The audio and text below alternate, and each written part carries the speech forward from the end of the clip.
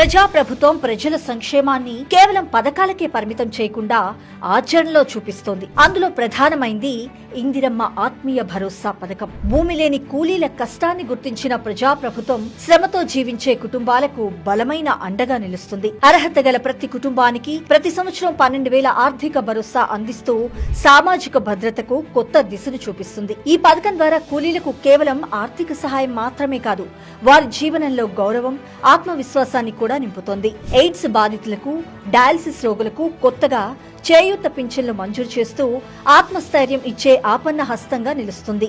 ఇలా ప్రజాప్రభుత్వం తీసుకునే ప్రతి నిర్ణయంలోనూ మానవత్వం ఉట్టిపడుతుంది. సామాజిక న్యాయం, మానవతా దృక్పథంతో సాగుతున్న సీఎం రేవంత్ రెడ్డి గారి పాలన నేడు ప్రతి గ్రామాన గడప గడపకు చేరువైంది. ప్రతి మహిళకు గౌరవం, ప్రతి చిన్నారికి భద్రత. ముఖ్యమంత్రి శ్రీ రేవంత్ రెడ్డి గారి మార్గదర్శకత్వంలో, మంత్రి సీతక్క గారి నాయకత్వంలో తెలంగాణ సామాజిక వికాసానికి దిక్సూచి. అట్టడుగున ఉన్న అంగన్వాడీ కేంద్రాల నుండి ఉన్నత స్థాయి మహిళా సాధికారత వరకు నేడు తెలంగాణ సరికొత్త పుంతలు తొక్కుతోంది. నాడు కేవలం పౌష్టికాహార కేంద్రాలుగా ఉన్న అంగన్వాడీలు నేడు చిన్నారుల తొలి విద్యాలయాలుగా మారుతున్నాయి. 1000 కొత్త భవనాలు, 15,000 కేంద్రాలకు రంగురంగుల వాల్ పెయింటింగ్స్, ఆట వస్తువులతో ప్లే స్కూల్ వాతావరణాన్ని నెలకొల్పింది. దేశంలోనే తొలిసారిగా అంగన్వాడీ బిడ్డలకు 2 జతల యూనిఫామ్స్ అందించి వారి ఆత్మవిశ్వాసాన్ని పెంచిన ఘనత ప్రజాప్రభుత్వానిదే. సేవ చేసే చేతులకు సముచిత గౌరవం దక్కేలా అంగన్వాడీ టీచర్లు, హెల్పర్స్ రిటైర్మెంట్ వయసును 65 ఏళ్లకు పెంచి పదవీ విరమణ ప్రయోజనాలను రెట్టింపు చేసింది.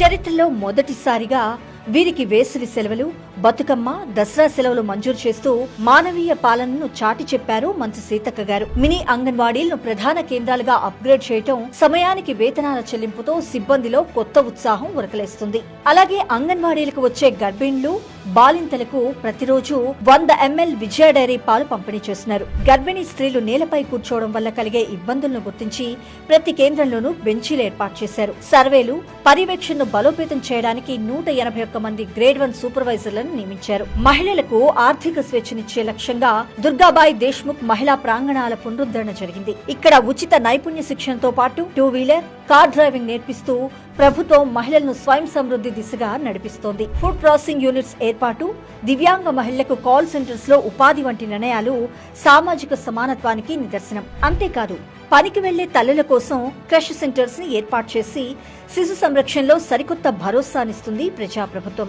బాలల హక్కుల పరిరక్షణే ధ్యేయంగా ప్రత్యేక కమిషన్ మహిళా భద్రతకు పెద్దపీట వేసింది. అంగన్వాడీల ఆధునికీకరణ నుంచి మహిళా నైపుణ్యాభివృద్ధి వరకు ప్రతి అడుగులోనూ సీఎం రేవంత్ రెడ్డి గారి, మంత్రి సీతక్క గారి సేవా నిబద్ధత కనిపిస్తోంది. పంచాయతీరాజ్ మరియు గ్రామీణాభివృద్ధి శాఖ చేపట్టిన కార్యక్రమాలు కేవలం పథకాలు మాత్రమే కావు, గ్రామీణ జీవితాన్ని మార్చే అసలైన అభివృద్ధి చోదక శక్తులు.